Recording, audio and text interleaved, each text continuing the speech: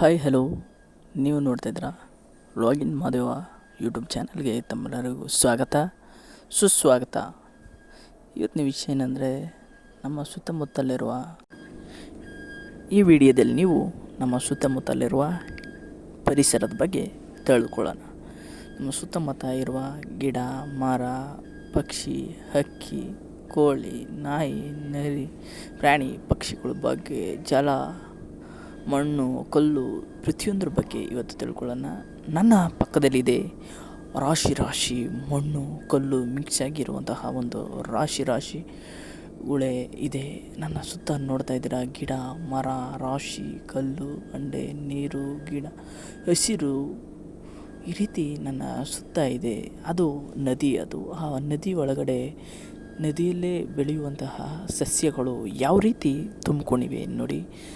ಅಲ್ಲೂ ತುಂಬಿದೆ, ಇಲ್ಲೂ ತುಂಬಿದೆ. ನೀರೇ ಕಾಣದ ಹಾಗೆ ಆಗಿದೆ.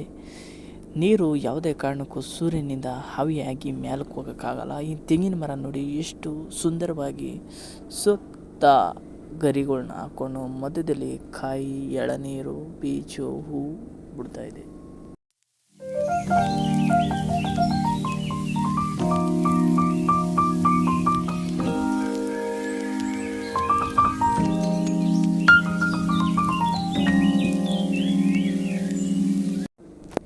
ಈ ರೀತಿ ಇರುವಂತಹ ಪರಿಸರದಲ್ಲಿ ಬದುಕು ನಾವೇ ಪುಣ್ಯವಂತರು ಅಂದರೆ ನಿಜವಾದ ಪುಣ್ಯವಂತರು.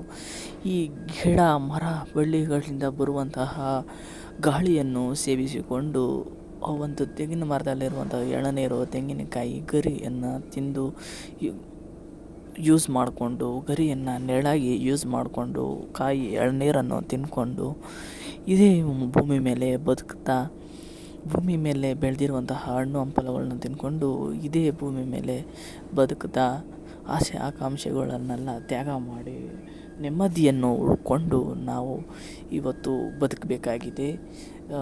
ಪ್ರಾಣಿ ಪಕ್ಷಿಗಳಿಗೆ ಯಾವಕ್ಕೂ ಹಿಂಸೆ